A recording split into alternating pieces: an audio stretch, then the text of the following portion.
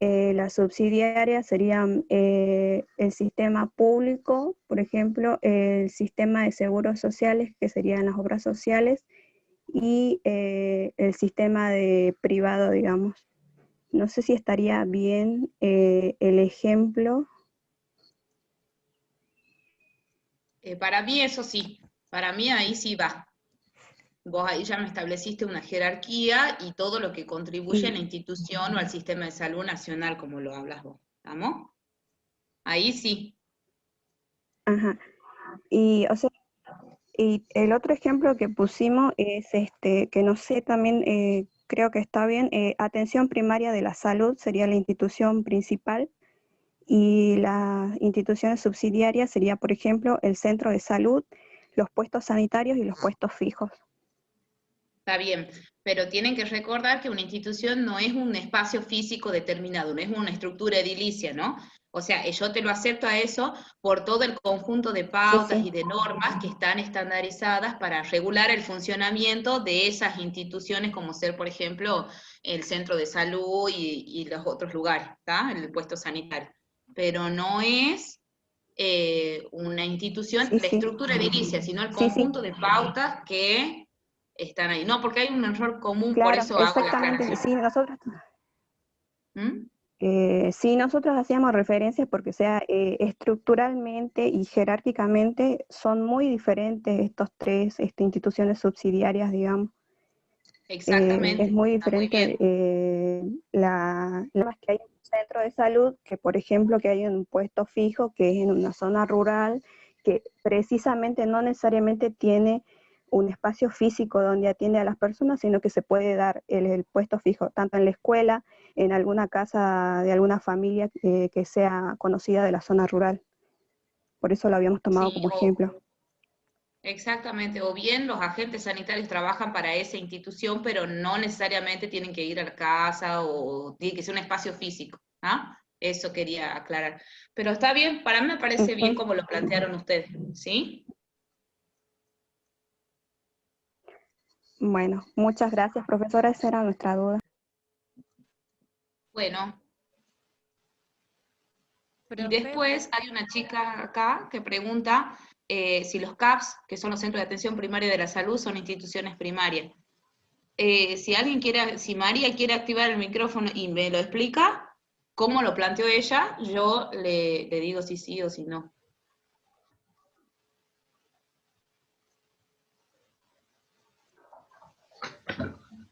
María, ¿estás?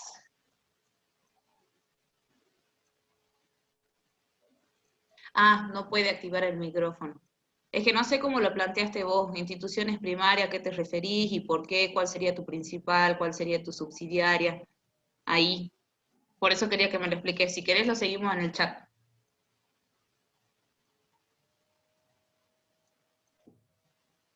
bueno, yo quiero agregar respecto al trabajo práctico, otras dificultades que tuvieron fue de identificar los valores. ¿Sí? La mayoría nombraba la pauta, pero no explicaba cuál era el valor. Recuerden que el valor es cómo juzga la sociedad o la comunidad a algo, qué importancia le da, por lo cual un valor que se le da, en este caso en la alimentación o en la nutrición a un alimento, se lo va a identificar como que ese alimento es bueno, es malo, es prescindible, imprescindible, es muy importante, no es importante. La mayoría tuvo problemas también a la hora de redactar, en ese caso, el valor que tiene un alimento.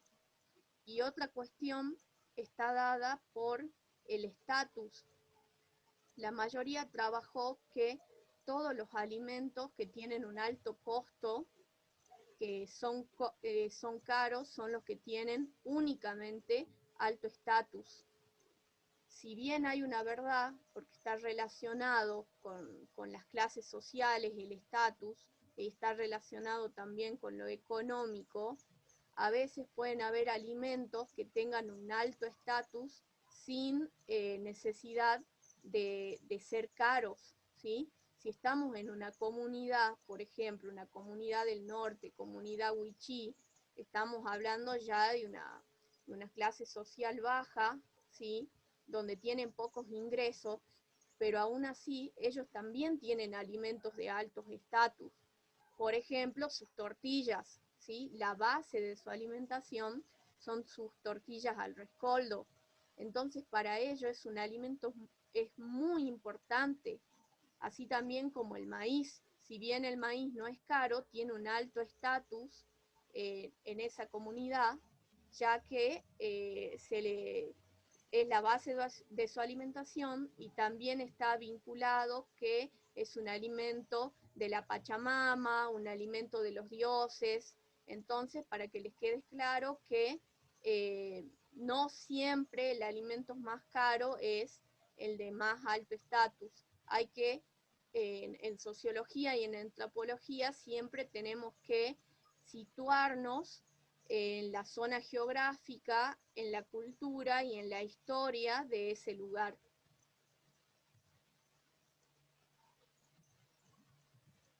¿Hay alguna otra pregunta?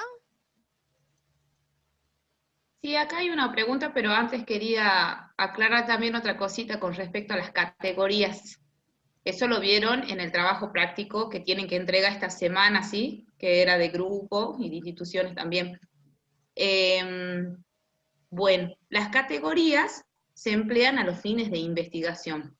Por ejemplo, eso es lo que yo puse ahí en el foro obligatorio, que le contesté con respecto a esto. Se va a abrir hoy el foro obligatorio porque ayer se cayó la página, así que tienen para participar hoy hasta las 8 de la noche, ¿bien? El grupo, ahí me pusieron, por ejemplo, una de las categorías, las madres que consumen leche maternizada o que les dan a sus hijos leche maternizada, y no sé cuál era el otro ejemplo. Yo, por ejemplo, si estoy haciendo una investigación y tengo una serie de datos que analizar, voy a categorizar mi variable, ¿sí? Capaz que ustedes no lo vieron todavía con estadísticas. Por ejemplo, si yo quiero saber el aporte nutricional de la leche y comparar las diferentes leches en cuanto a su aporte, ahí establezco categorías, ¿sí? Entonces tendré la leche fluida, la leche en polvo, la leche descremada, semidescremada y la entera. Esas son mis categorías. Y dentro de esas yo voy a tener una serie de características que corresponden a esa categoría. Por ejemplo, la leche fluida tendrá unas características diferentes que la leche en polvo, por ejemplo, ¿sí? Entonces, a eso es los fines de la categoría. No hay una categoría volando por ahí, ni hay un grupo, no hay un grupo de gente que se corresponda con una categoría, sino que esas categorías yo las establezco a los fines de una investigación que estoy haciendo, ¿sí? Entonces, bueno, capaz que a ustedes les cuesta un poquito porque todavía no tuvieron metodología ni estadística, pero sí para terminar de cerrar ese concepto, ¿bien? Profe Caro, usted quería agregar también, creo que respecto sobre las autoevaluaciones, si lo quiere agregar ahora para empezar la teoría. Sí, con respecto a las autoevaluaciones, muchos chicos me preguntan, pasado el tiempo cuando ya se cierra la autoevaluación, ¿sí? Ustedes tienen una semana para hacer la autoevaluación. Generalmente la subimos entre lunes y martes y la dejamos habilitada hasta los domingos, ¿sí? De la semana. Entonces, yo entiendo que algunos tienen problemas de conectividad o que, no sé, no tienen disponibilidad de computadoras en la casa, pero para eso se les da una semana entera para que para que puedan buscar los medios para realizarla, ¿bien? Entonces, una vez que se cierra la autoevaluación el domingo, ya no se puede volver a habilitar, ¿sí? No se puede, directamente ya pierden esa autoevaluación si es que no la hicieron y tienen que hacer la autoevaluación del siguiente tema. Bien, para que quede clarito eso. Profe, una última consulta.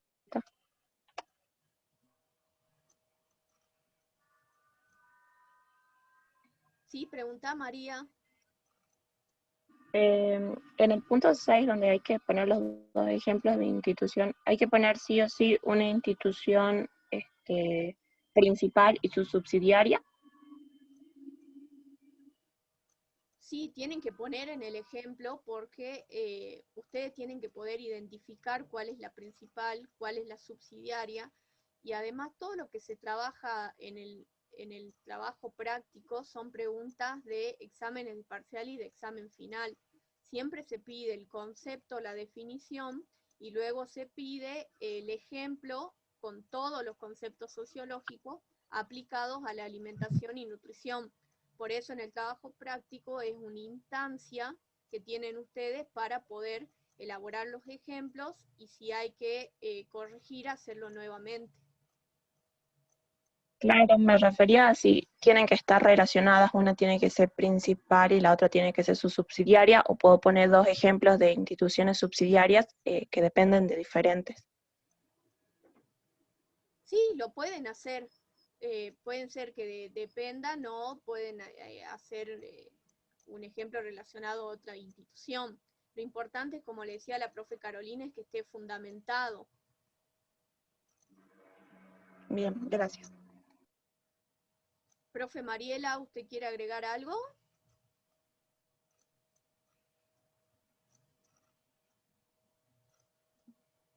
Chicos, hay problemas con el foro obligatorio, me dicen acá que parece que se habilita a las 20, ahí lo estoy modificando, ¿sí? Para que se habilite ahora y que se cierre a las 20.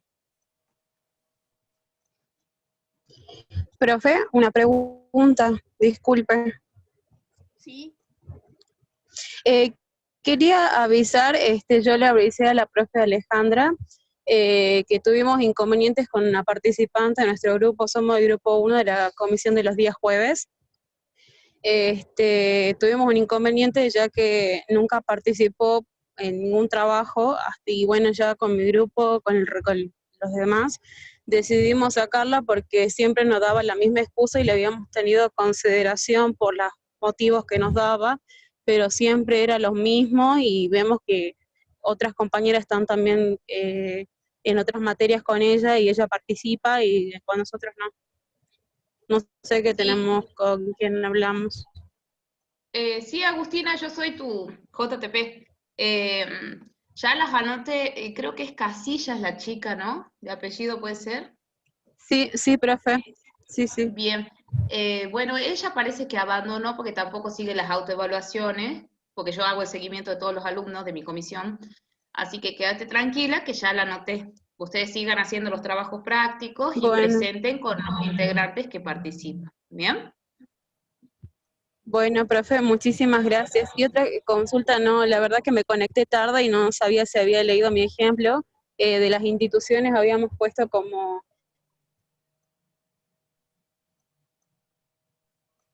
Agustina, sí, sí lo leí. principal, Icaria. Bien.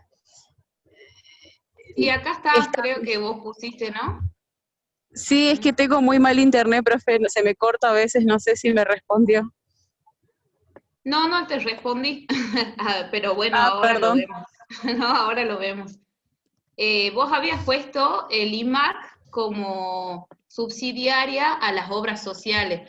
En realidad la institución sería el hospital privado en este caso, o la clínica privada, que es el IMAC, esa sería la principal, y las obras sociales le hacen de subsidiarias a él porque le hacen prestación de servicios a los hospitales, así como hacen prestación de servicios en otras instituciones, no necesariamente en los hospitales. ¿Bien? Bien. Entonces al revés sería la cuestión acá. Ah, bien. Muchísimas gracias, profe, disculpe. No, no hay problema. Bien, a la pregunta de Constanza, si los grupos que ya participaron del foro tendrían que volver a participar en el foro de hoy. Sería bueno que sí participen, copien la respuesta que elaboraron y la peguen, porque si el Moodle se cayó, que estuvo caído ayer, puede ser que las respuestas se borren y no se mantengan. Así que para asegurarse ustedes la participación, copien y coloquen de nuevo su respuesta. Bueno, si no hay más preguntas, ya estamos casi en 8:30, vamos a pasar con la teoría. Les pido por favor que ahora quiten sus videos, que silencien los micrófonos, y yo voy a desactivar también el video a fin de que no tengamos ninguna interferencia. Y ya les voy a compartir la pantalla.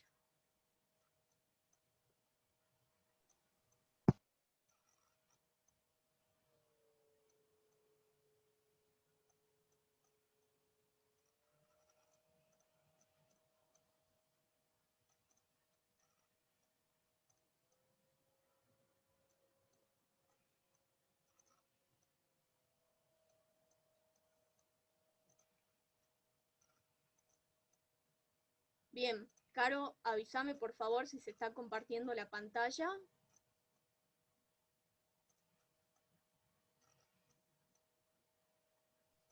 Sí, sí, se está compartiendo, Pauli. Perdón que no podía hacerlo grande, pero sí, se está compartiendo. Los chicos sí ven también, me parece.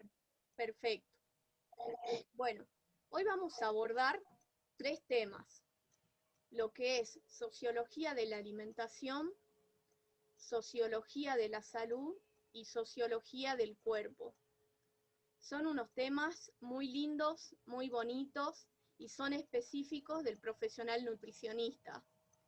Son temas muy amplios, por lo cual les he tratado de resumir para que puedan acercarse a los primeros conceptos, para que puedan ver también cuán amplio es el estudio de la sociología. Ustedes hasta ahora han ido aprendiendo lo que era una ciencia, lo que eran las disciplinas, lo que es la sociología, los conceptos, y ahora vamos a poder ir viendo cómo se puede aplicar a esta disciplina. Vamos a repasar. La sociología era el estudio de la vida social humana, de los grupos y las sociedades, que tiene como objeto de estudio el comportamiento humano. Les presento acá a un sociólogo contemporáneo inglés que se llama Anthony Giddens, que lo vamos a retomar en unas diapositivas más adelante, y que también los vamos a ver cuando ustedes estén en nutrición y desarrollo social. La sociología, recordamos, era una disciplina de las ciencias sociales, y a la vez la sociología tiene diferentes ramas. Podemos nombrar, entre algunas, la sociología de la educación, la sociología del cambio social, la sociología de la familia, la sociología urbana, la sociología rural, la sociología de la salud y la sociología de la alimentación. Como les dije, hoy vamos a hablar de sociología de la salud y sociología de la alimentación. Alimentación, de lo biológico a lo social y lo cultural. Podemos considerar a la alimentación como objeto de estudio por parte de la sociología porque para cubrir esta necesidad, todas las personas deben de establecer unas relaciones con el medio humano y físico que las rodea. También porque los individuos construyen representaciones sociales sobre la alimentación y los alimentos, y además porque el acto de alimentarse conduce a una serie de hábitos sociales determinados. Podemos ver acá en el esquema, ¿sí?, que les preparé, estamos viendo que la alimentación tiene 2 componentes. La parte biológica, dada específicamente por lo que es el estado nutricional, la absorción de nutrientes y su componente social y cultural, que es todo lo que venimos estudiando en la parte de sociología. Y la parte cultural la vamos a seguir trabajando en todo lo que es antropología y antropología alimentaria. Lo social y cultural nos permite establecer relaciones con el medio humano y físico. Recuerden que somos personas sociales, no estamos aislados, sino que nuestra existencia misma se da con los otros. Y vamos a establecer representaciones sociales, que ya vimos cuál era el concepto, sobre la alimentación y los alimentos, que nos van a conducir a prácticas alimentarias determinadas. Es decir, que a medida que avancemos con las diapositivas, vamos a ver que lo que nosotros pensamos sobre los alimentos nos va a llevar a qué elegimos consumir, cómo los consumimos, por qué los consumimos, y vamos a estar rodeados por todo un contexto social que va a determinar esas elecciones. Acá les anticipaba cuáles son los interrogantes de la sociología alimentaria. La sociología de la alimentación se interesa principalmente por el consumo de los alimentos, por los que sus investigadores se han centrado en aspectos como venimos estudiando el simbolismo. El simbolismo justamente son estas representaciones sociales que tenemos sobre la alimentación y los alimentos. Este simbolismo encierra el acto de comer y la manera en que la alimentación refleja a las desigualdades sociales.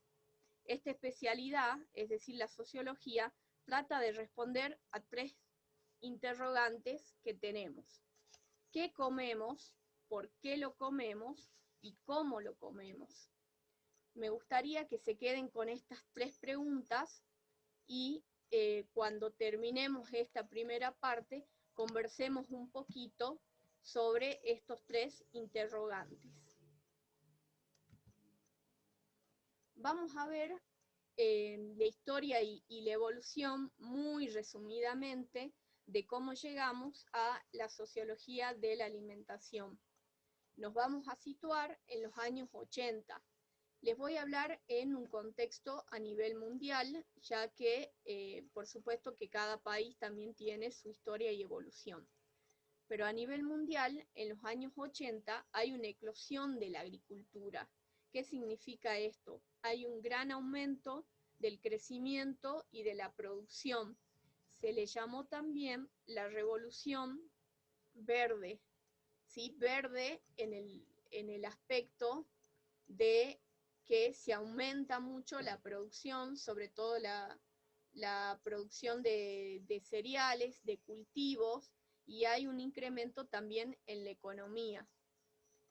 Sin embargo, a pesar de esta revolución y del incremento de los cultivos, empiezan a haber 2 situaciones. Por un lado, empiezan los monocultivos, que ustedes deben conocer, principalmente la cuestión de la soja, y esto va a traer aparejado una disminución de la biodiversidad agrícola.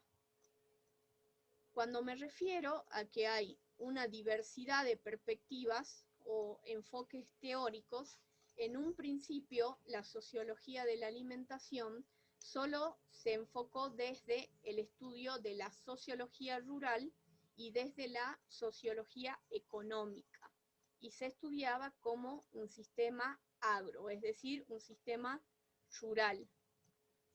La sociología rural lo que hace es estudiar los discursos que explican las acciones sobre la tierra, es decir, cómo se utiliza esa tierra, cómo se distribuye, quiénes son los dueños de la tierra.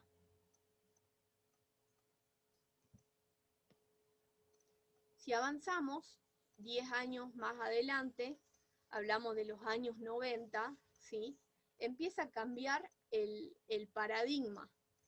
El problema no solo se centra en la agricultura, sino que empezamos a hablar de la problematización de la alimentación. No solo pasamos de esa alimentación del ámbito exclusivo de la producción a una creciente problematización de una agricultura que se empieza a industrializar. ¿Cuál es el problema de esto? ¿Sí? El problema que tenemos es que los efectos provocados por la globalización alimentaria van a afectar todo un sistema, que ya no hablamos de un sistema agro, sino de un sistema agroalimentario. Al empezar a existir este sistema agroalimentario, también va a dar lugar una invisibilización de la agricultura familiar, es decir, los pequeños productores y las producciones familiares son dejadas y son reemplazadas por esta a nivel industrial. Y va a haber un gran impacto sobre lo que son las economías familiares.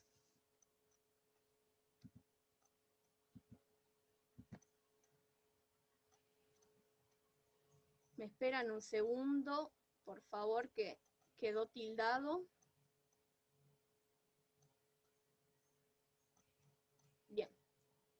Ahí pasó la diapositiva. Si nos acercamos ya más cerca, años 2000, ¿sí? Hablamos de una creciente complejidad de la cadena agroalimentaria, aparecen nuevas formas de comercialización y que va a distanciar a los productores y a los consumidores e introducir nuevos agentes en la cadena agroalimentaria. Es decir, que a partir del año 2000 el acento es la globalización. Se van a producir factores de cambio y transformaciones. Las instituciones, que estuvimos conversando mucho ahora sobre el tema de instituciones, van a ser actoras o agentes fundamentales como generadoras, ya sea de desigualdad, de equilibrio y de un gran poder. Aparecen nuevas formas de organización productiva, de comercialización, que van a formar parte de un mismo fenómeno, una producción intensiva de alimentos para un consumo intensivo de masas. Fíjense en el dibujo, anteriormente, antes de los años 80, ¿sí? Teníamos el sector primario de los productores y directamente llegaban al consumidor. Actualmente, con la globalización y esta complejidad de la cadena agroalimentaria, tenemos un sector primario, luego hay toda una industria compleja, luego un distribuidor, y de esta manera recién llegamos a lo que es los consumidores. ¿Qué estudia entonces la sociología alimentaria? Va a estudiar los cambios de hábitos y conductas, las formas específicas de cada cultura, las costumbres alimentarias, los efectos de los cambios del mundo, el comer y el beber, los efectos de los cambios de valores, las tendencias a la aculturación y las relaciones de la conducta alimentaria. Veamos cada una de ellas. En el inciso A vemos los cambios de los hábitos y las conductas que van a estar relacionados con la alimentación. Va a haber una transición a una sociedad del bienestar y del consumo de masas. Con una sociedad del bienestar, ¿sí?, nos referimos que todo lo que son los países desarrollados ya no tienen falta de alimento, tienen casi exclusivamente una disponibilidad total, tienen acceso en dinero y a la vez tienen constantemente alimentos y de todos los lados del mundo por el efecto de globalización. Sin embargo, esta sociedad del bienestar no se encuentra en todas las regiones del mundo. Bien, también en estos cambios de hábitos y conductas se va a estudiar los hábitos del consumo de masas, la configuración cultural y la diferenciación que va a haber en la satisfacción de las necesidades de alimentación, así también como la importancia fundamental de el comer culturalmente configurado. ¿Sí? Esta palabra de configuración en la alimentación justamente hace referencia a cómo se van a establecer esas normas y esas pautas de comportamiento en el comer.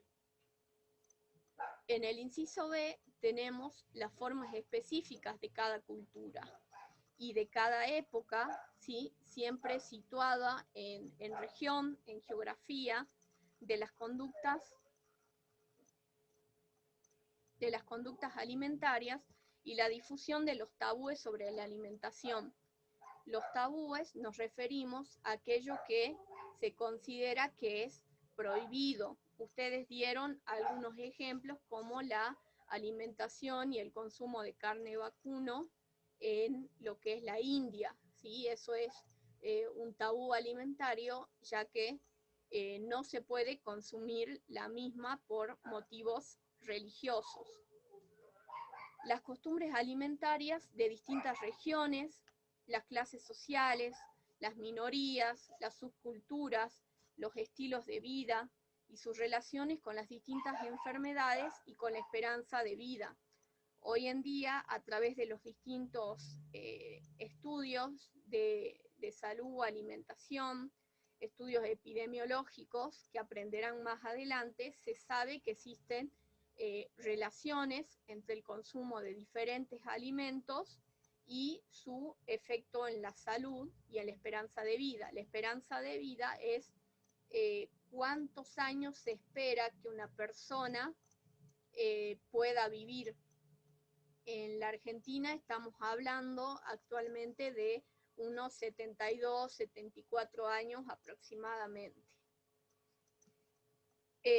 La sociología alimentaria, en el inciso D, estudia los efectos de los cambios del mundo cada vez mayor, ¿sí? La tendencia es a comer fuera de casa, ya sea por los motivos de estudio, las distancias, los trabajos, el comer y el beber como aspectos socialmente integradores. No es un mero acto biológico, sino un acto social y cultural. F, los efectos del cambio de valores sobre la conducta alimentaria. En el inciso G vemos las tendencias a la aculturación. La aculturación nos referimos cuando una cultura va modificando, ¿sí?, su propia cultura y va tomando aspectos de otro.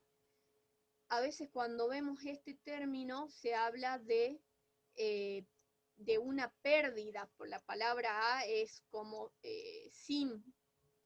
Sin embargo, la cultura no es que se pierda, sino que se va modificando, se va absorbiendo otra cultura y se va dejando de lado la que se tenía. Y las relaciones de la conducta alimentaria, principalmente hablamos ahora de una conducta alimentaria que tiende al lujo, ¿sí?, al exceso en las sociedades estas que le hablaba yo del bienestar, pero que es dual. Por otro lado, vamos a tener sectores de la población que van a tener un total desabastecimiento de los alimentos y van a ser aquellos que son los no privilegiados, y principalmente nos referimos a la mayoría de lo que son sociedades pobres. Acá se nos generan otros interrogantes, ¿sí?, que quiero que empecemos a pensar. ¿Qué genera la globalización? ¿Qué piensan ustedes que va a ir generando? ¿Lo consideran positivo? ¿Lo consideran negativo? Y cómo la globalización va modificando todas aquellas prácticas sociales que se tienen. Todo esto que vimos que estudia la sociología de la alimentación, podemos hablar de que el objeto de estudio de la misma es el espacio social alimentario. El espacio social alimentario fue definido por otro sociólogo que se llama Pauline. Pauline va a estudiar el espacio social alimentario y también va a estudiar dimensiones de la sociología alimentaria, y él va a definir al mismo como una herramienta para el estudio de los modelos alimentarios, un espacio social alimentario delimitado doblemente por las constricciones biológicas de la fisiología humana y por las constricciones ecológicas del medio. Cuando hablamos de constricciones nos referimos a las limitaciones, que es como empezamos hablando en el inicio de la clase, ¿sí?, que para estudiar los modelos alimentarios tenemos que ver tanto el componente biológico como el componente ecológico del medio. Las dimensiones de la sociología de la alimentación que nos presenta Pauline, que las definió en el año 2002, son el espacio culinario, el espacio comestible, el sistema alimentario, la temporalidad alimentaria, el espacio de los hábitos de consumo y el espacio de la diferenciación social. Cuando hablamos de espacio culinario, va más allá del espacio físico alimentario, sino que tiene que ver, están relacionados con todos los procedimientos, las formas de cocción, las técnicas de alimentos y la tecnología alimentaria existente. Cuando hablamos sobre el espacio comestible, nos preguntamos esos interrogantes que nos hacíamos. ¿Dónde comemos? ¿Cómo comemos?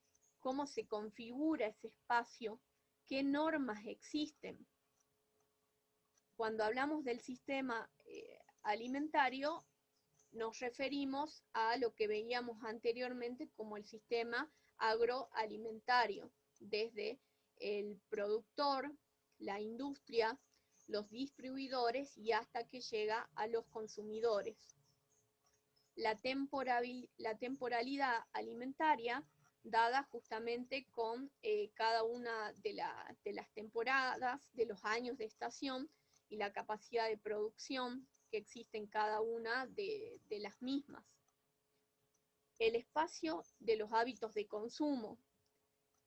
Acá vamos a estudiar cuáles son los comportamientos existentes, las motivaciones, los hábitos, la recreación que se da en torno a estos espacios de hábitos de consumo, ya que el acto mismo de alimentarse también comprende una interacción de tipo social, una interacción de tipo recreativa,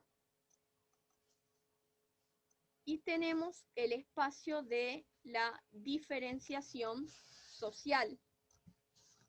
Cuando hablamos de diferenciación social, nos referimos a aquellas características y variables socioeconómicas, aquellos procesos sociales, culturales y políticos, y a la diferenciación social que existe entre vivir en un espacio urbano y vivir en un espacio de tipo rural.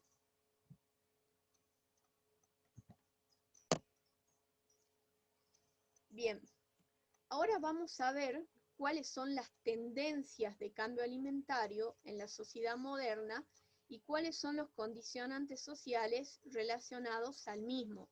Cuando hablamos de una tendencia, significa qué es lo que está de moda, qué es lo actual, qué se está estudiando en este momento. Acá les voy a nombrar cuáles son las tendencias siguiendo al mismo autor, a Pauline. Estas tendencias también se encuentran dentro de lo que es la FAO, y vamos a ir nombrándolas. El desarrollo de las culturas culinarias. Nos referimos a la exploración del mundo de las cocinas, principalmente en su tradición, pero también en esta historia actual, ¿sí?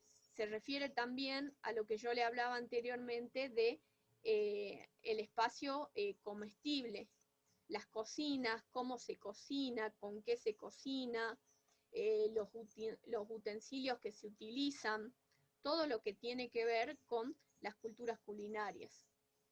En el punto 2 tenemos las tendencias nutricionales actuales. Estas tendencias se sustentan en los estudios empíricos sobre los estados nutricionales de las poblaciones y su evolución. Son estudios pioneros sobre la alimentación. También son atravesados de forma multidisciplinaria, se comparten interés principalmente con economistas, con psicólogos, por supuesto con sociólogos, y se tienen en referencia las variables sociodemográficas básicas, edad, sexo, clase social, y así también las tendencias en las políticas nutricionales.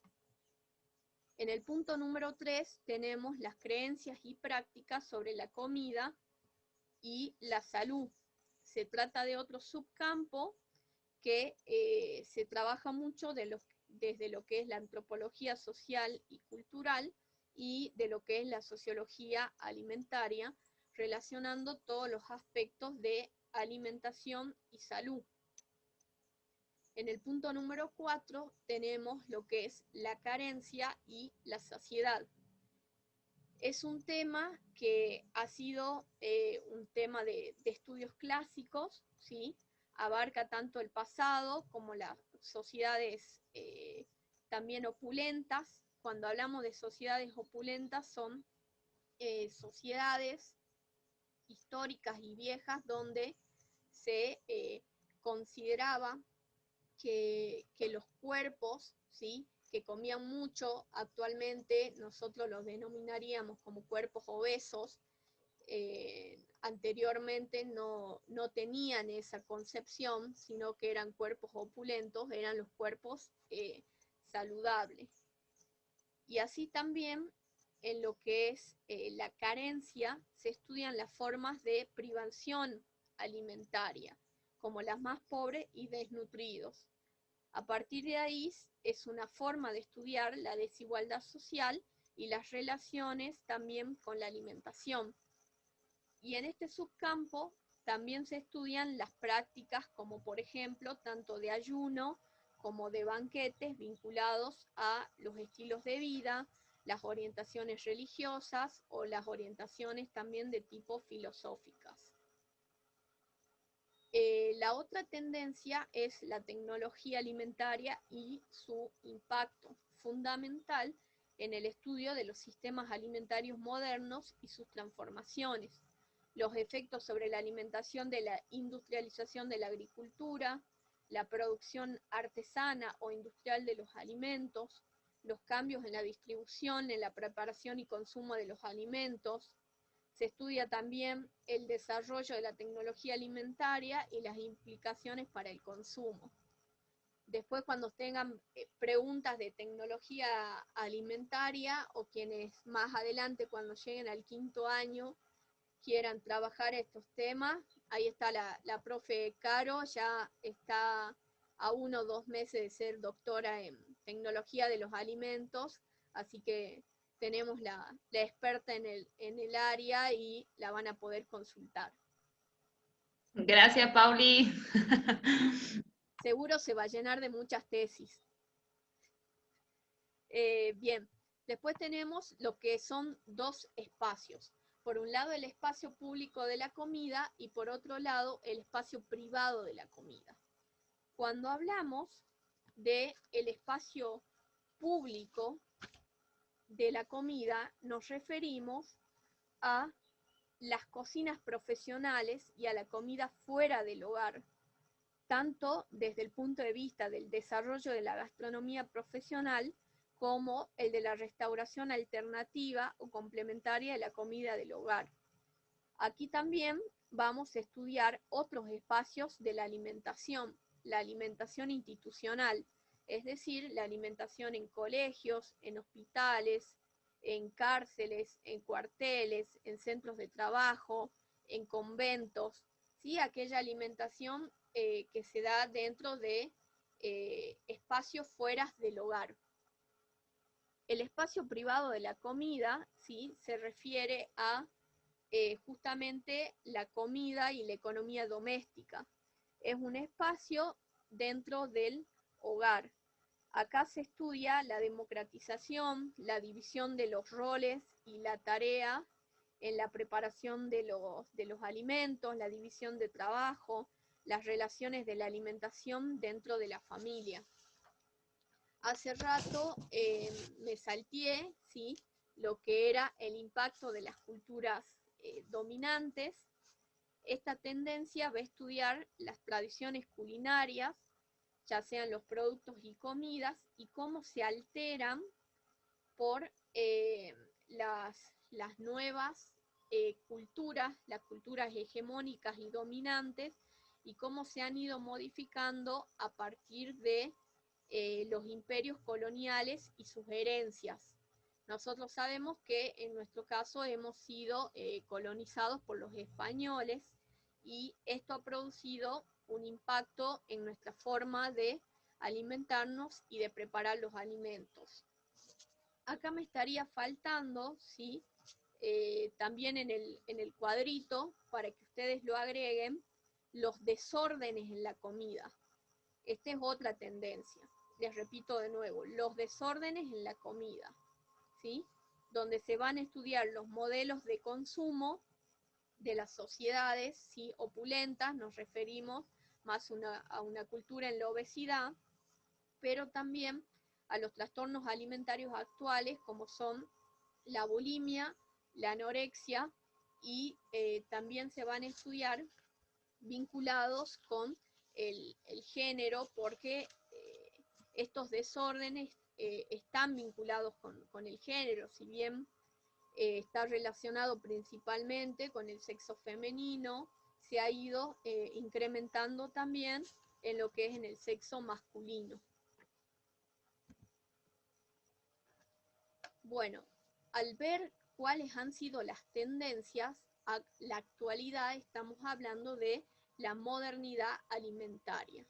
Lo podemos resumir como: se buscan establecer nexos entre los cambios alimentarios y los cambios sociales, lo cual se conoce por modernidad.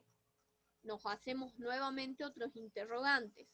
¿Cuáles son los cambios de comportamiento en el consumo de los alimentos en un contexto de aumento de las posibilidades de elección de los productos disponibles? Hablamos en un contexto de aumento porque con la globalización, si nosotros queremos comer frutilla hoy en día, cuando no es la época, se puede llegar a conseguir, por supuesto, a un costo mucho más alto. Estas tendencias, estas nuevas tecnologías, esta nueva forma de consumir, nuevas formas de producir, trae preocupaciones, ¿sí? Hay una preocupación del consumidor sobre el riesgo en los alimentos y los recientes problemas para la producción asociado a las crisis alimentarias.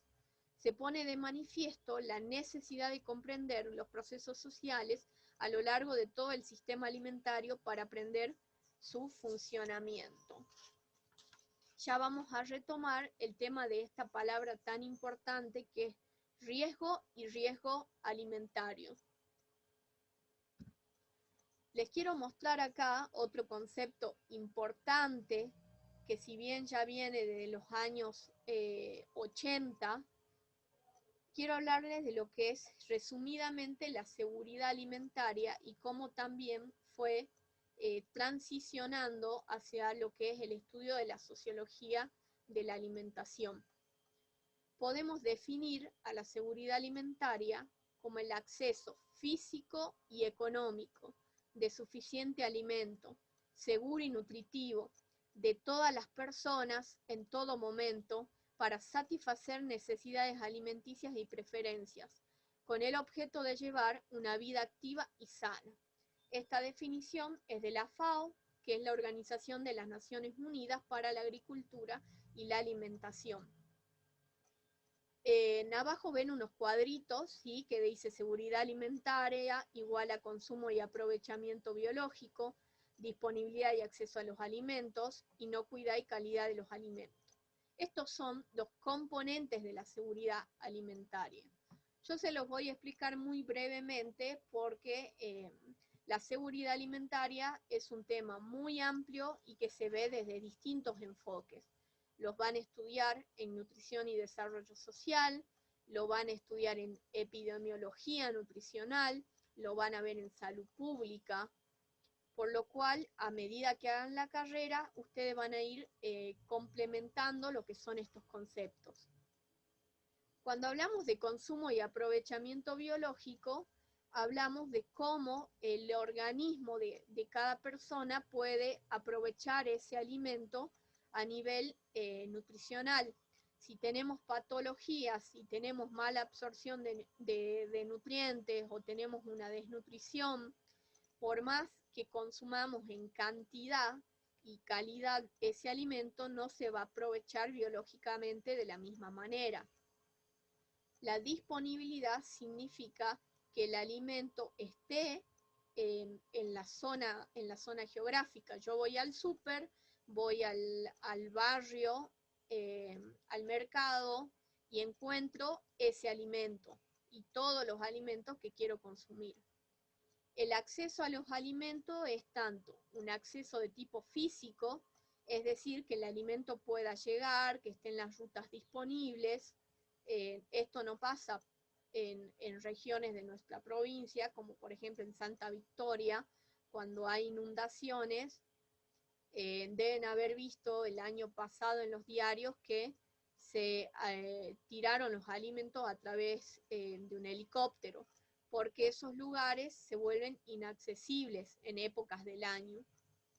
Y el acceso, así como es físico, es también económico, porque el alimento puede estar disponible en el mercado, en el súper, pero no contamos con el dinero para poder acceder a ellos. Y la inocuidad y calidad de los alimentos referido a la higiene, que esos alimentos estén libres de microorganismos y de bacterias. Es un campo de estudio muy importante la seguridad alimentaria en la sociología de la alimentación.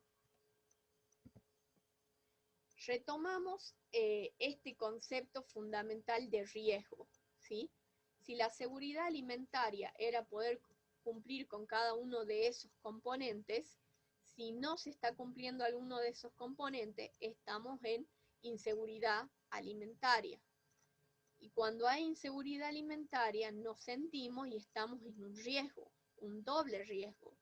Un riesgo por no tener seguridad alimentaria, pero también un riesgo que es social, un riesgo al miedo, un riesgo a cuáles son las amenazas que estamos sufriendo.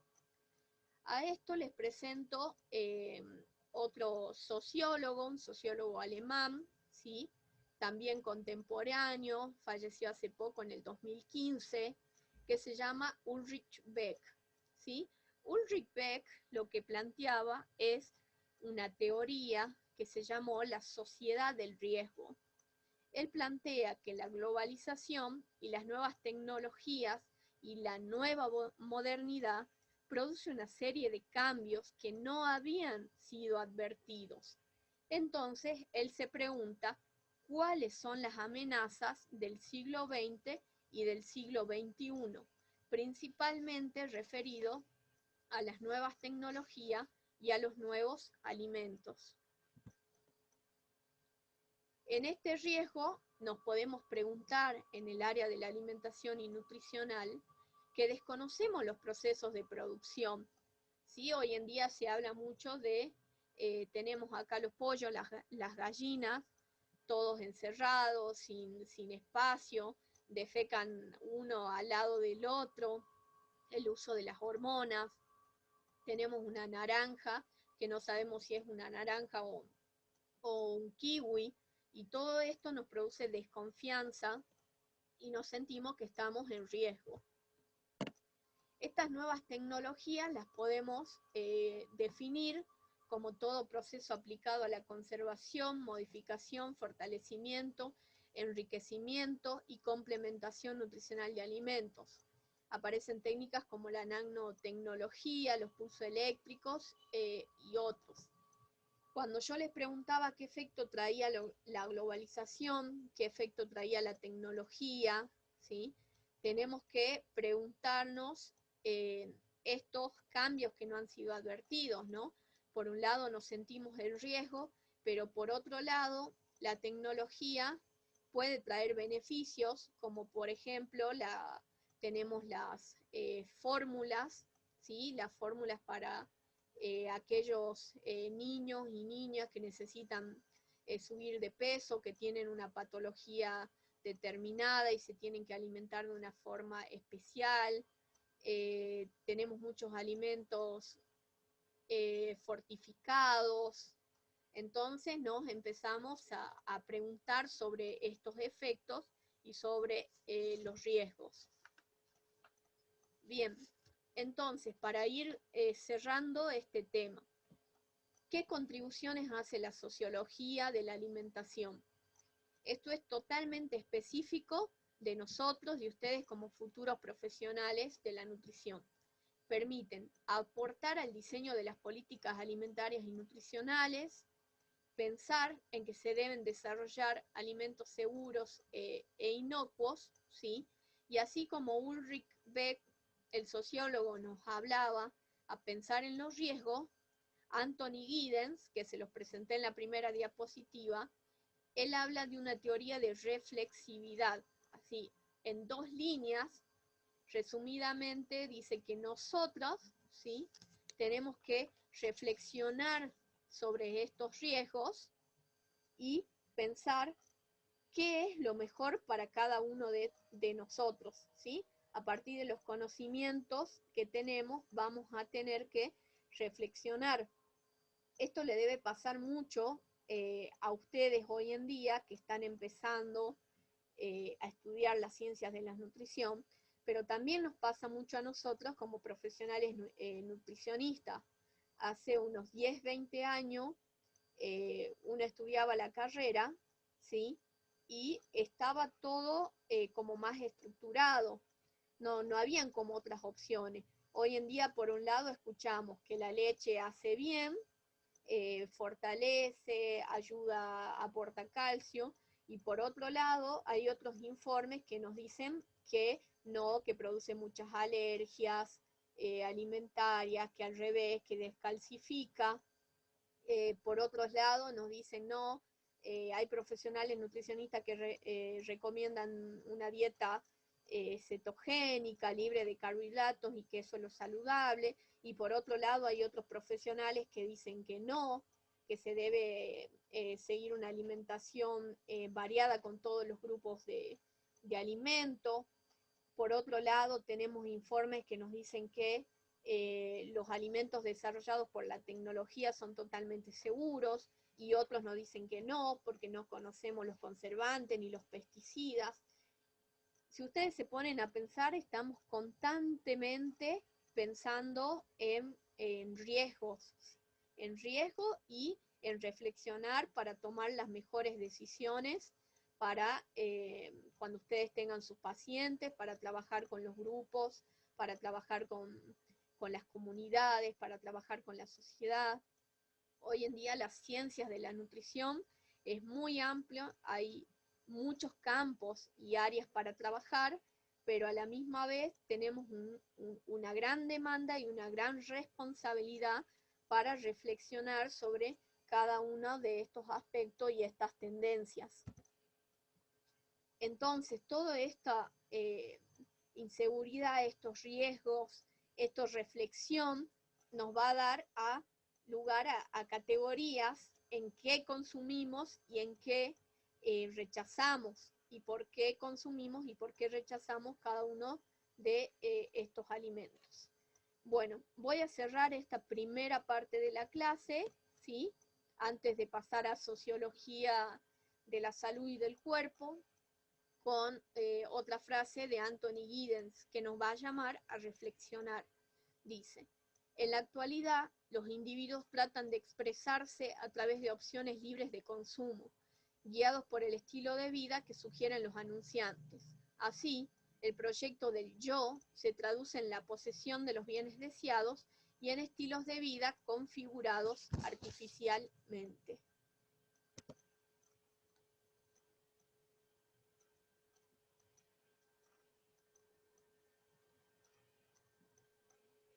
Bien. Voy a tomar un poquito de agua, ir abriendo el otro Power. Me gustaría que levanten la mano en el chat y bueno, den su comentario, su opinión cortita de qué les parece este acercamiento a la sociología de la alimentación, o si quieren responder alguna de las preguntas: ¿qué comemos? ¿Cómo comemos? ¿Por qué comemos? ¿O qué piensan ustedes sobre el efecto de la globalización o de los riesgos que aparecen y cómo los reflexionan ustedes?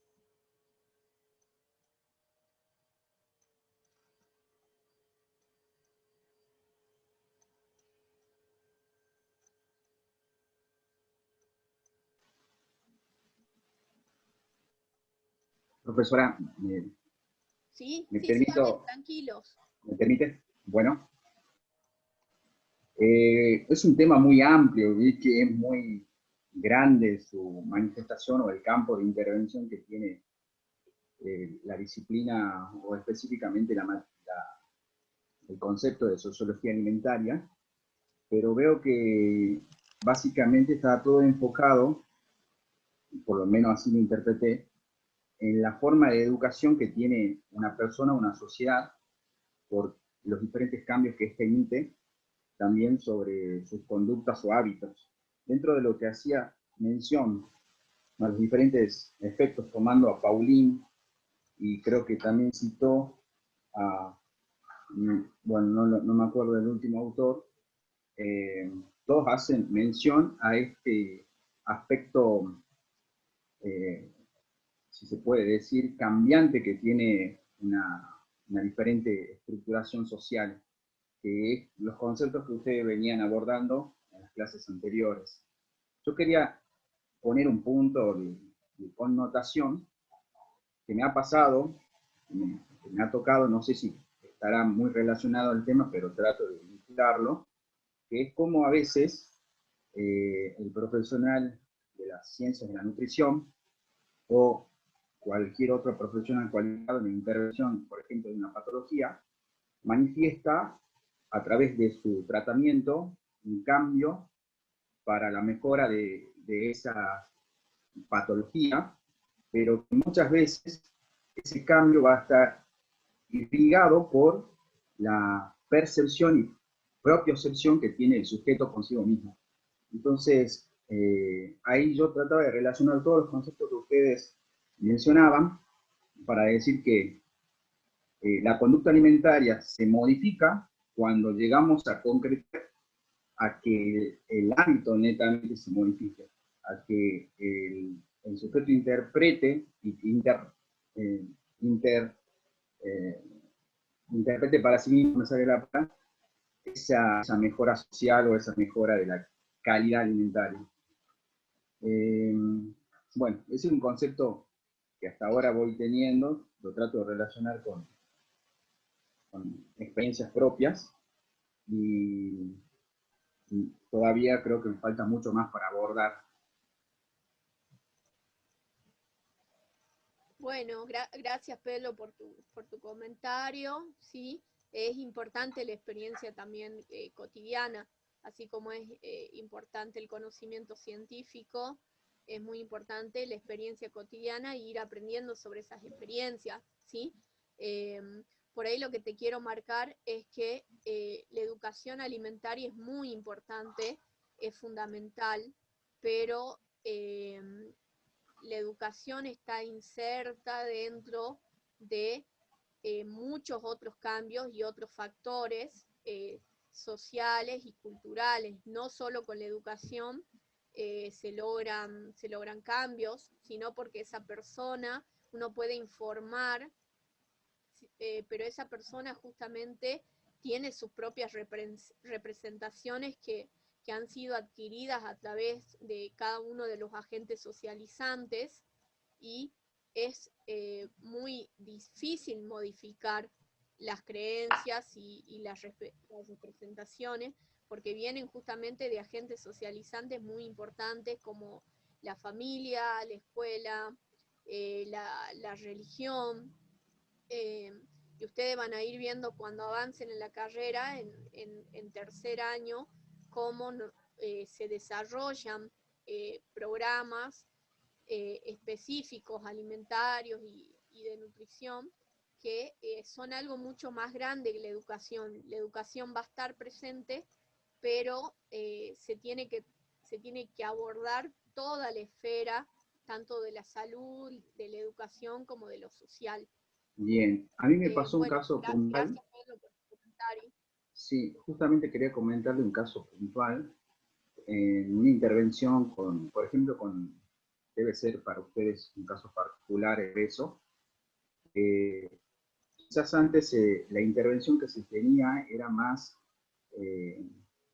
aislada, si se podría decir. el profesional de la nutrición englobaba ciertas matices, el profesional quizás del ejercicio otras matices, el profesional médico otras matices, y yo lo que pude experimentar dentro de estos cambios con relación a este concepto de la alimentación, era que básicamente el psicólogo era el que intervenía en gran proporción sobre el tratamiento de esta manifestación de cambios que traía cultural, que traía desde la sociedad, desde su contexto, desde su familia, y pude ver y evidenciar ese cambio más grande cuando estaba vinculado a un perfil psicológico más que nada.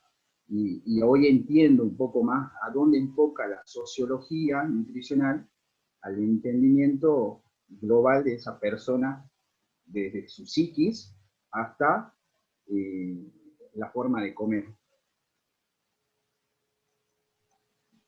¿Puedo hacer una acotación, Pedro? Sí, por favor.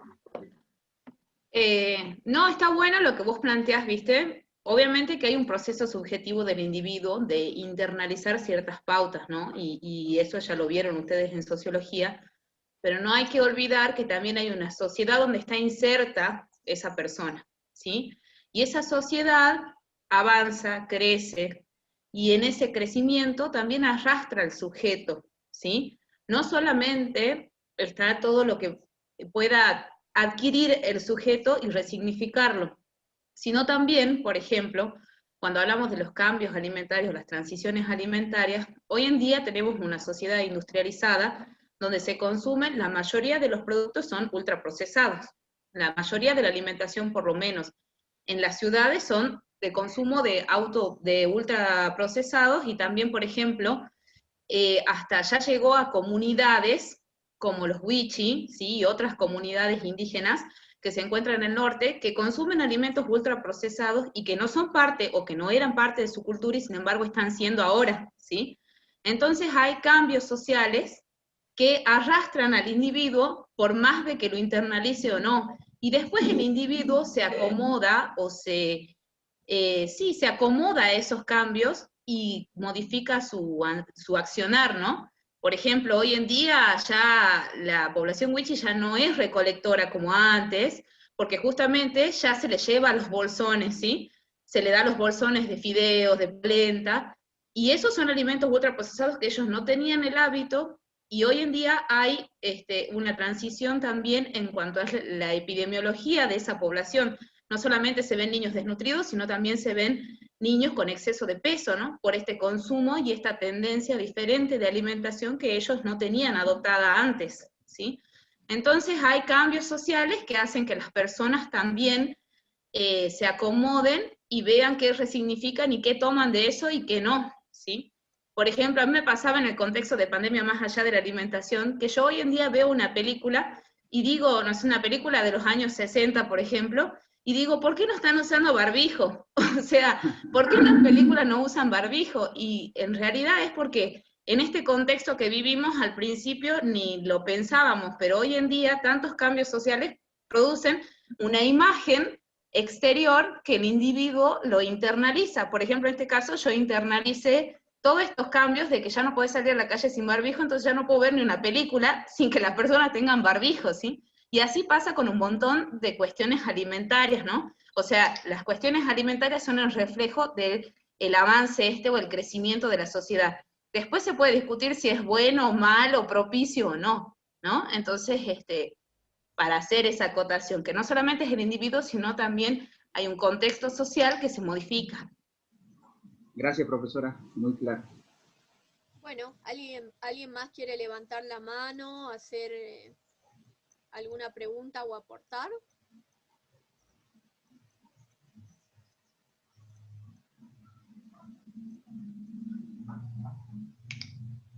Después estaría bueno, si lo quieren poner en el foro, por más de que sea obligatorio de los conceptos sociológicos, estaría bueno escuchar su aporte, porque bueno, están estudiando una carrera de nutrición, ¿no? Entonces este tema hay que manejarlo finito, finito. Así que bueno, si quieren, lo podemos discutir después en el aula. Hacemos un foro y ahí ponen sus aportes. Bueno, están dormidos todavía, falta el café o el mate. Convídame un mate virtual, Carito. Ahí va para todos un mate. Yo sin el mate no vivo. Bueno, vamos a continuar entonces con el siguiente tema. Sí, es un tema también muy interesante, muy bonito, de los más específicos también que tenemos en el área de la nutrición. Va a hablar de sociología del cuerpo, sociología de la salud. Ahora le voy a compartir pantalla.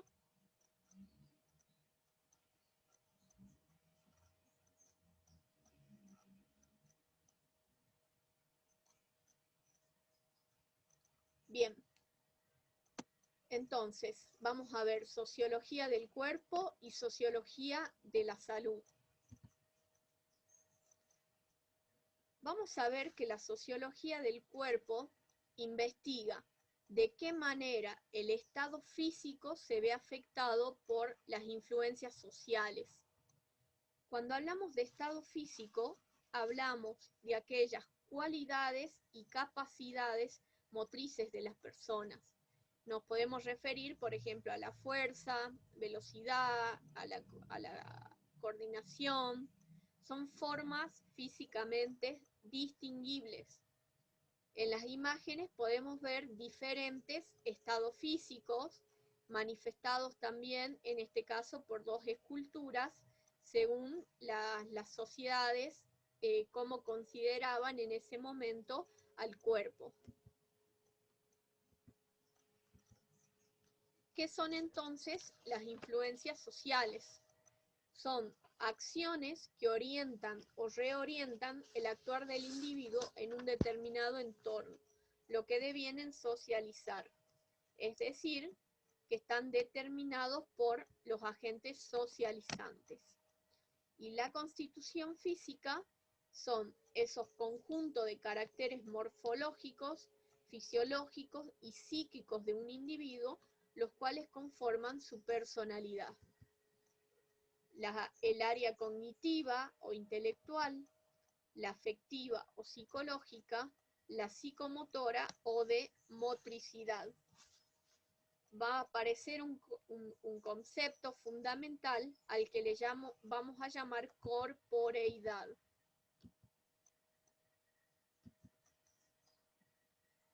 Acá tenemos, no sé si la conocen, son las chicas del Malambo Queer, ¿sí? Ellas ya están manifestando algo, ¿sí? Con su ropa, con su peinado, con su mirada, con el baile que están ejecutando, con el instrumento que están ejecutando. La corporeidad es una manifestación corporal que se potencia. Es sentir el cuerpo sabe, el cuerpo piensa y el cuerpo hace. Es un existir de lo cognitivo, de lo ético, de lo práctico.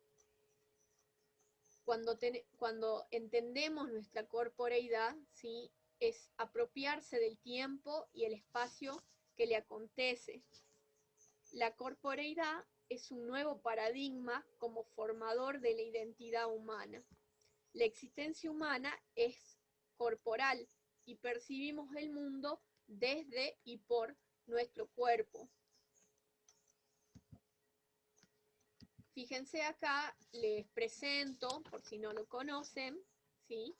A el que está con el gato, es ya falleció, pero es Salvador Dalí. Es un pintor, escultor, fue un pintor, escultor, actor muy famoso, creador de unas técnicas que se llamó el surrealismo, ¿sí? La sociología del cuerpo forma parte de la sociología, cuyo campo de estudio es la corporeidad humana, entendida como un fenómeno social y cultural de materia simbólica, como un objeto de representaciones y de imaginarios. En esta pintura de Salvador Dalí, cada uno hace su interpretación, por supuesto, pero podemos ver que dos personas ante un mismo paisaje ven cosas diferentes, uno se inclina, el otro no. En el fondo se ve en uno como hay un paisaje más grande, en el otro no, y la forma del mantel, en uno está el vaso, en el otro no, uno está, el que está inclinado está como más oscuro, y en el otro se ve todo blanco, ¿no? Eso simbólico, esa representación, ese imaginario social. Y cuando hablamos de fenómeno social y cultural, ¿sí? El cuerpo es moldeado por el contexto social y cultural en donde estamos insertos o donde está inserto la persona social. Comprende lo perceptivo, la expresión de sentimientos, los juegos de seducción, las técnicas corporales, los gestos, el entrenamiento físico, la relación con el placer y con el dolor. Bueno, ahora se preparan para ver las siguientes imágenes. Sé que es muy temprano. Tienen los audios apagados, pero bueno, es para que se motiven un poco más en clases, ¿sí? Ahí seguro lo conocen a Ragna, a la Gerta y a uno de los Spartacus.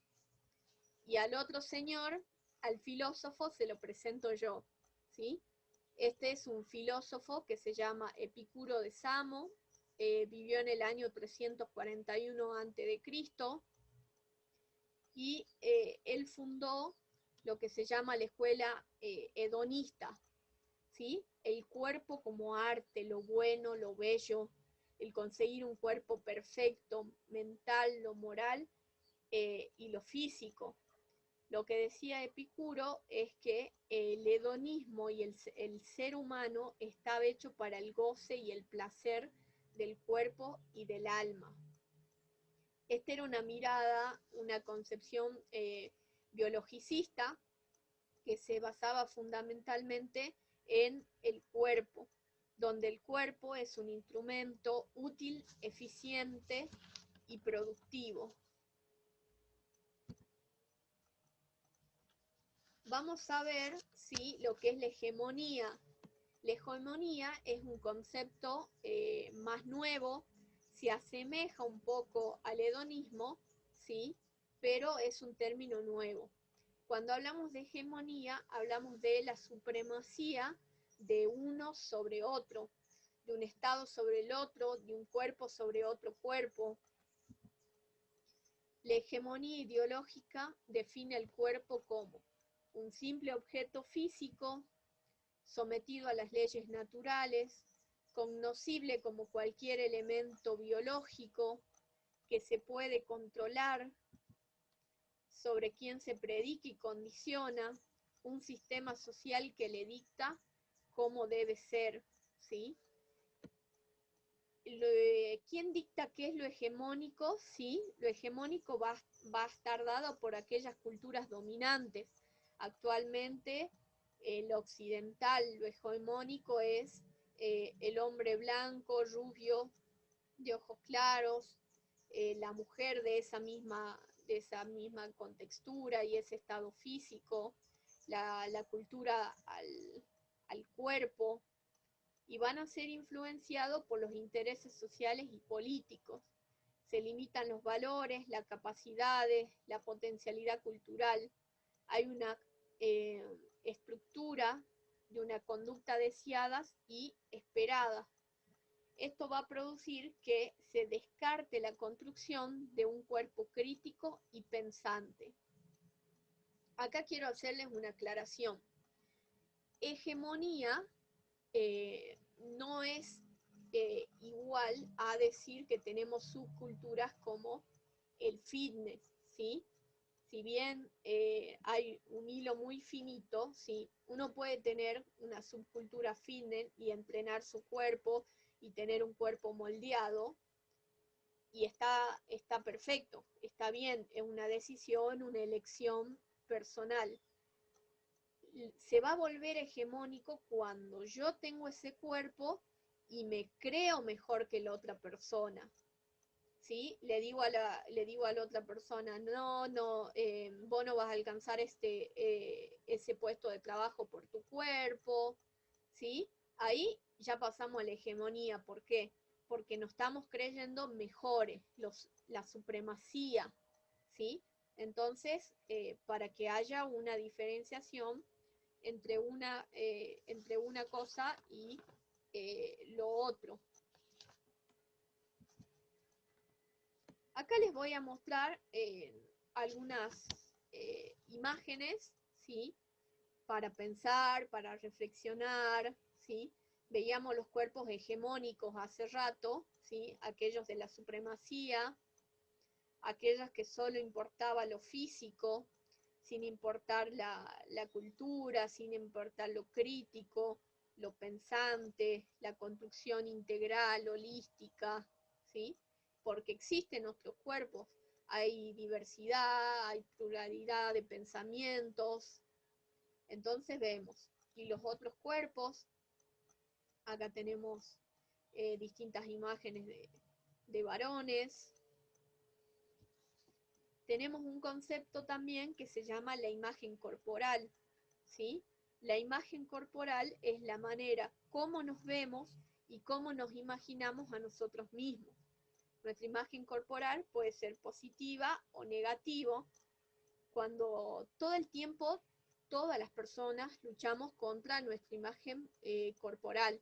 Siempre hay alguna parte que no nos gusta, otra que nos guste más, pero aún así podemos ir más hacia una imagen positiva, que nos da una mayor autoestima, o una imagen negativa, que va a estar vinculada con los trastornos y los desórdenes alimentarios. Acá tenemos otros cuerpos, ¿sí? El cuerpo de una persona de África, ¿sí? Vemos cómo expresa con cada uno de sus elementos, su cuello, su pintura, sus collares. Al lado tenemos una persona de una etnia andina, también su expresión en el baile, la ropa que lleva puesta, y al lado tenemos sí, otra persona denominadas como los drag queens. Podemos ver también cómo expresa a través de su cuerpo, sus manos, sus aros, su color de cabello. Entonces podemos ver que hay variedad de cuerpos. Acá la tenemos a Lady Gaga también expresando en algún show, bailando. El cuerpo es, ¿sí? Trasciende. No solo poseemos un cuerpo, sino que ese cuerpo se potencia. Ese cuerpo implica ser, saber, pensar, sentir, comunicar y querer. La corporeidad es la integración permanente de múltiples factores que constituyen una única entidad. Factores psíquico, espiritual, motriz, afectivo, social e intelectual, constituyentes de la entidad original, única y sorprendente y exclusiva que es el ser humano. Soy yo y todo aquello en lo que me corporizo, todo lo que me identifica. Nuestra corporeidad está presente aún cuando nosotros no lo estamos físicamente. Un elemento de nuestra corporeidad, como una carta escrita con nuestra letra, un reloj pulsera usado cotidianamente, el gesto de arcar una ceja que heredó un hijo, la frase de cariño que nos distingue, una foto o película con nuestra imagen, nos corporizan. En el otro, aún después de muertos, ¿sí? Entonces es tan bonito, tan amplio lo que es el cuerpo, lo que sentimos con nuestro cuerpo, con lo que expresamos con nuestro cuerpo, ¿sí? Y todo esto de la corporeidad nos va a servir como profesionales nutricionistas para entender el día de mañana, cuando nos toque trabajar con otras personas, que esa persona también tiene un cuerpo que lo manifiesta de de una manera, que lo siente de alguna forma, ¿sí? Y no tenemos que juzgar. Nosotros como profesionales no estamos para juzgar, sino estamos para acompañar a esas personas, esos grupos y esas comunidades a su mejor calidad de vida, a su mejor alimentación, a su mejor nutrición. ¿Sí? Entonces, manifestar la corporeidad con y a través del cuerpo. Entonces, esta corporeidad la vamos a aplicar a la sociología de la salud. Lo vamos a aplicar desde la esfera de la salud, lo físico, lo mental, lo espiritual, lo emocional y lo social, desde la esfera de lo social propiamente dicho, como un entorno y medio ambiente, y va a estar siempre atravesada y vinculada con la sociedad. Acá les voy a presentar, ¿sí?, modelos de salud que hay, ¿sí? Les voy a presentar primero el modelo biomédico, que es el que la cátedra quiere que ustedes no sean como profesionales nutricionistas, ¿sí? Y vamos a ver por qué. El modelo biomédico, podemos ver en el esquema, es curativo, objetivo, diagnóstico biológico, reduccionista, dicotómico, sectorial o territorios y directivo. Vamos a ver ahora sus características. El modelo biomédico está basado en la integración de los hallazgos clínicos, datos de laboratorio y anatomía patológica. Se basa en una estructura para examinar, clasificar y tratar las enfermedades. Se considera la salud únicamente como ausencia de enfermedad. La enfermedad es aquello que el médico puede reconocer, demostrar y clasificar. Las características que las veíamos hace rato en el esquema es que es patologista, es reduccionista. Reduccionista significa cuando un sistema es complejo y se lo considera como simple. Por eso se lo reduce, se lo merma.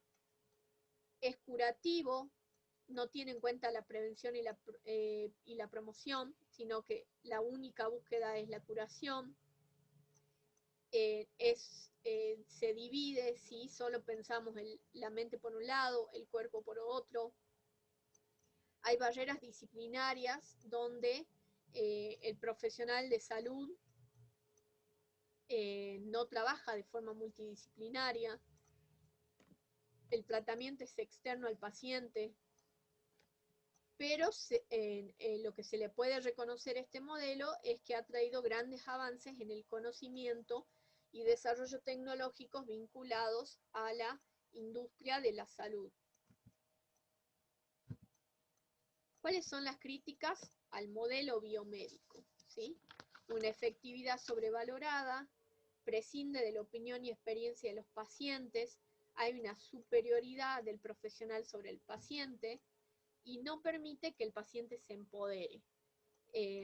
Esto es típico, sí, en la experiencia del profesional de salud, que el paciente es alguien pasivo, que solo escucha, que solo recibe órdenes, que no participa, que no es activo de su tratamiento, y por eso la efectividad está sobrevalorada. Si los grupos y las comunidades, si el paciente no se involucra y no se empodera para hacerse cargo de su propio tratamiento, no van a haber verdaderos resultados. En el momento que el profesional de salud deje de estar como encima del paciente, el paciente va a abandonar el tratamiento porque justamente no fue un actor activo y no logró empoderarse en su tratamiento. Frente a este modelo biomédico, tenemos otro modelo, que es el que nos gustaría que ustedes tengan como futuros profesionales nutricionistas, que es el ecosocial. Va a considerar a las causas también como causas externas, es decir, relacionada con su medio ambiente y con el entorno social. Va a actuar no solo en la curación, sino en la prevención y en la promoción. Y el concepto de salud no va a ser únicamente de ausencia de enfermedad, sino también va a importar el bienestar físico, el psíquico y el social. quiero que miren esta imagen.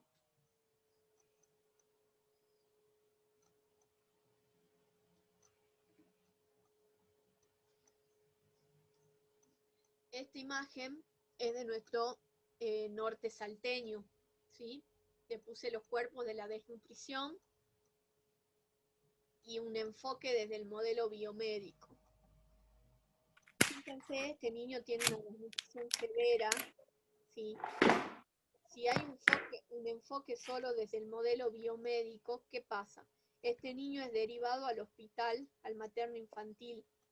Se lo trata, ¿sí?, adecuadamente, como corresponde, pero luego, ¿qué pasa? Este niño vuelve al mismo contexto. Entonces, ahí lo que aportaba Pedro, sí, la educación sirve, pero esto tiene que ser un proyecto más grande. Este niño vuelve a este medio ambiente, a este contexto donde no hay servicios, no hay agua, no hay disponibilidad de alimentos, y otra vez va a caer la patología. Acá vemos otros cuerpos, los cuerpos en los desórdenes alimentarios, como la anorexia, los cuerpos en la obesidad, en este caso una obesidad mórbida, ¿sí? Y les traigo un concepto nuevo para pensar, ¿sí?, que es actual, que se llama gordofobia, ¿sí? La gordofobia es cuando se juzga, humilla, insulta y se malvalora, ¿sí?, a una persona por su peso o su obesidad. Es importante que ya desde ahora, como profesionales, futuros profesionales nutricionistas, pensemos en que la obesidad es una patología, es una enfermedad y debe ser tratada, pero no por eso nos da derecho, ni como personas ni como nutricionistas, a maltratar y juzgar a esa persona por su estado actual, ¿sí? Pasa en todos los profesionales de salud estas actitudes, o decir, esa persona está así porque come mucho, no tiene voluntad, está gorda porque quiere, ¿sí? Ustedes van a estudiar a lo largo de la carrera por qué esta persona llegó al estado que tiene actualmente y merece un trato digno siempre, aún con la patología. Nosotros vamos a acompañar su proceso para que esté más saludable, pero socialmente debemos tener mucho cuidado sobre cómo tratamos a las personas y los comentarios que hacemos, ¿sí? Se lo dejo también para que piensen, y si lo quieren comentar también en el foro. ¿Cuáles son estas consecuencias de los cambios sociales que se van produciendo? Nuevamente aparecen riesgos, nuevos desafíos, ¿sí? Desafíos en los tratamientos, desafíos cómo trabajar con la comunidad, reflexiones como la que acabamos de hacer, qué elección de modelos vamos a tener, cómo van a ser los sistemas de atención, qué relación vamos a establecer como médico paciente, como nutricionista paciente, qué otras formas de medicina alternativa hay y vamos a acompañar, qué base social de la salud vamos a tener, cuáles son las pautas de salud-enfermedad, cuáles son las desigualdades sociales que se presentan, la economía, el género, la etnia, la edad, la geografía, la cohesión social van a ser características fundamentales en lo que es el medio ambiente social, ¿sí? Estas mujeres son mujeres de la etnia de Pichanal, ¿sí? Fíjense también su corporeidad. Y acá les presento también otro modelo, que es un modelo también ecológico-social, es un modelo canadiense que se llama de Lalonde, de determinantes de la salud, ¿sí? Podemos ver que tenemos en el círculo, en la esfera, ¿sí?, las cuestiones internas biológicas del individuo, la edad, el sexo, los factores constitucionales. Luego va a estar dado por factores de los estilos de vida del individuo, por ejemplo, fumar, no fumar, alcohol, no alcohol, uso y consumo de drogas. luego va a estar dado por las redes sociales y comunitarias que se den, todos los centros deportivos, los centros de apoyo, los centros religiosos. Luego tenemos como un poco más macro, todas otras cuestiones y factores como la agricultura y la producción de los alimentos, la educación, el ambiente laboral, las condiciones de vida y de trabajo, el desempleo, el agua, el saneamiento, los servicios de atención de salud y la vivienda. Es decir que va a estar abordado por todos estos condicionantes socioeconómicos, culturales y ambientales. No olvidarnos fundamentalmente de lo social y cultural, que es lo que no aborda el modelo biomédico, y sí abordan los modelos ecológicos de salud. Entonces, ¿cuál es la aplicación práctica de la sociología a la esfera de la salud? Incorporar principios, métodos y técnicas en la práctica, la producción de conocimientos y la formación de recursos humanos.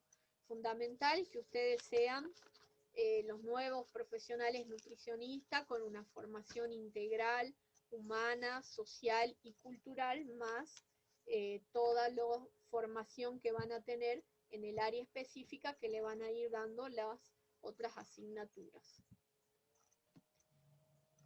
Yo creo que ustedes todos conocen la definición de la Organización Mundial de la Salud, ¿sí? Personalmente elegí otra. Elegí otra porque el concepto de la Organización Mundial de la Salud, ¿sí? Como ese estado de equilibrio biopsicosocial que se da, considero que deja de lado,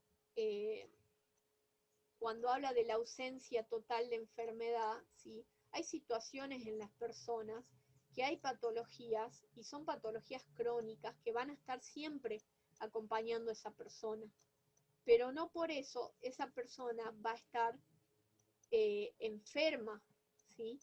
Una persona que tiene diabetes, pero que esa diabetes está tratada, está compensada, igual se va a poder desarrollar como un individuo con todas sus capacidades, y va a trabajar, y va a tener familia. Una persona con algún trastorno mental o psiquiátrico que esté haciendo su tratamiento también va a trabajar, va a tener su familia. Una persona que le falte una pierna o un brazo, o esté en silla de rueda, tenga alguna discapacidad, ¿sí? También es una persona que va a poder tener salud, por supuesto con algunas limitaciones, ¿sí? Pero lo va a poder hacer. Y no solo es la salud del individuo, sino la salud se da por la interacción de la comunidad también. Entonces les elegí esta definición, que es de Carcavallo. La salud es el estado del individuo y de la comunidad de respuestas adecuadas a los estímulos de medio, permitiendo la correcta adaptación a las circunstancias, ante la permanente reacción de defensa contra las agresiones ambientales, con la armónica convivencia y el lícito afán de superación del nivel socioeconómico y cultural. Entonces la salud la hacemos entre todos, entre todas, y por eso esa imagen de que va más allá de lo individual. Y bueno, ahí les dejo un meme para terminar la clase.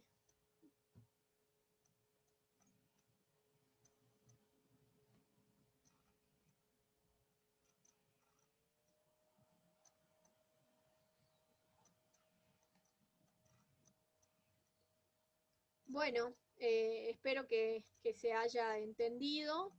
Quedan 5 minutitos. Si esos 5 minutitos quieren preguntar algo o quieren hacer algún aporte de todo lo que vimos hoy, lo pueden hacer. Es importante para nosotros siempre sus comentarios para mejorar nuestra clase o para abordar nuevos conceptos que tal vez ustedes están viviendo y nos parece importante, y también saber su mirada, ¿no? Como les dijimos, sociología es una materia participativa.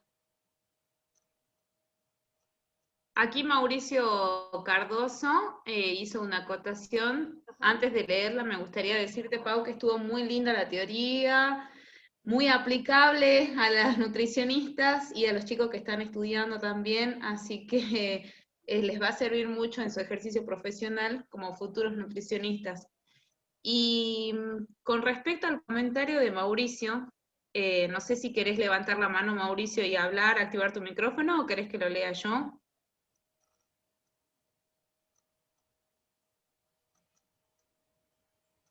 Bueno, acá dice, se tilda que la fitnessfobia es cuando se tilda a la persona que busca moldear su cuerpo de superficial o vanidoso, que no es muy inteligente, obsesionado al punto del exceso por la salud, que toma esteroideos, que no se quiere a sí mismo, que está influido radicalmente por modelos poco realistas de cuerpo. Y si es mujer, se dice que ganar músculo la hará perder su feminidad y parecerá hombre. Nada más alejado de la realidad. Así que, bueno, para contrarrestar el concepto de gordofobia está el fitnessfobia también, que muchas gracias por tu aporte, Mauricio. Bueno, ¿Alguien quiere hacer algún comentario respecto a eso? sí, justamente se crean, gracias Mauricio por todo, estos extremos, ¿no?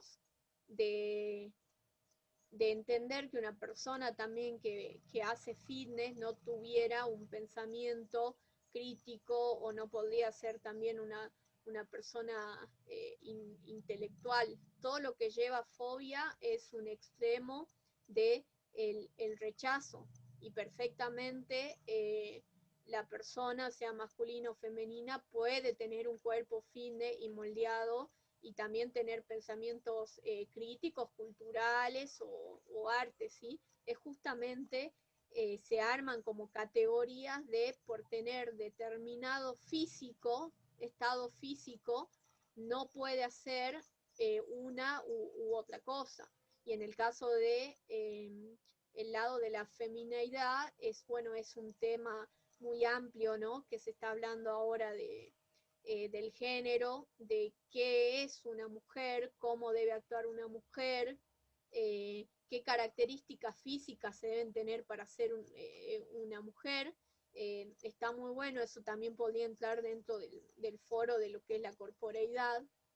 Y fíjense que cada uno de ustedes debe tener su representación mental de cómo debe ser un hombre, cómo debe ser una mujer o cómo deben ser otras identidades también, y estas pueden estar asociadas o no al pensamiento hegemónico de supremacía de la sociedad o no. Pero bueno, son temas que dan para conversar mucho y me parece muy importante lo que también aportó Mauricio. No sé si alguien quiere aportar algo más. Está bueno esto que dijo Mauricio porque da mucho para trabajar en lo que es imagen corporal, que entra dentro del tema corporeidad. Bueno, los profesionales de salud como nosotros y también los profesionales que realizan actividad física, los profes de educación física, ellos, no sé si en la carrera les dan un área específica o una materia específica que tenga de imagen corporal. Yo entiendo que está la fitnessfobia y la gordofobia, ¿sí? Que vendría a ser la otra parte. Pero también hay que entender que nosotros al ser profesionales tratamos personas, ¿sí? Entonces, no hay que olvidarse de la persona a la que vamos a nosotros dar un consejo, ¿sí? Más allá de que la persona quiera o no adquirir un modelo de cuerpo determinado, ya sea hegemónico o no, también tenemos que ver qué es lo saludable para esa persona, ¿no?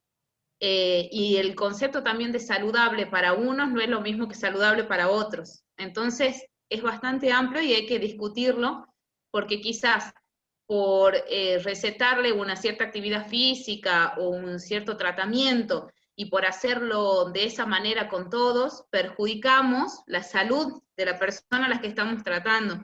No solamente la salud física, sino también, como decía la profe, la salud esta psicológica, el bienestar que tiene social, ¿no? Esa persona y cómo se relaciona con los otros. Y que eso es lo importante que nosotros buscamos como profesionales a la hora de tratar a las personas, ¿sí?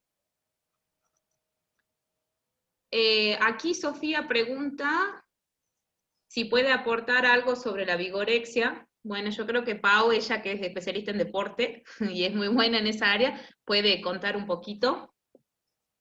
Bien, Sofía. La vigorexia sí está considerado, sí, junto como la anorexia y la bulimia, como un trastorno también psicológico, sí, donde hay una manía como constante, como de una manera enfermiza por ganar masa muscular, sí. Es decir, son extremos. No está mal tener un cuerpo fitness, buscar un cuerpo fitness, sino que la vigorexia se considera en extremos. Si yo ya no como, digamos, solo elijo tipos exclusivos de alimentos y voy a un cumpleaños y nunca quiero comer nada, por ejemplo, y todo el día hablo de masa muscular, todo el día estoy pensando en eso y critico a las otras personas que no siguen mi mismo estilo de vida, ahí recién entró en vigorexia, ¿sí? Son extremos, que no tiene que ver con una persona que tenga un consumo sano, saludable, o lo haga para un rendimiento deportivo exclusivo, ¿sí? ¿Se entiende? Son todos extremos. Pero bueno, si les interesan todos estos temas, podemos conversar entre las profesoras y tal vez habilitar un foro o que ustedes puedan participar y vamos contestando, no es lo único, ahí actualmente hay anorexia, bulimia, vigorexia, ortorexia, hay un montón de trastornos que se agregaron. Pero bueno, lo podríamos dejar para pensar, ¿sí? Y bueno, muchas gracias ¿sí? a todos ustedes por participar de la clase y vamos terminando, que son las 10, que tengan un lindo viernes y no se olviden de participar del foro. Que tengan buenos días. Saludo a la profe Alejandra. Gracias, les damos... Serán dados, todos esperamos que se recupere pronto. Linda clase, profe, hasta luego. Profesora, una consulta. Chao a todos. El próximo viernes tenemos clase, ¿verdad? ¿O finaliza como las otras materias hasta el año que viene? Disculpen mi consulta. No, finaliza, solo quedan los prácticos. Está la planificación en el aula. Bien, entonces felices fiestas a todos. Felices fiestas. Chao, chao. Igualmente. Gracias, profe.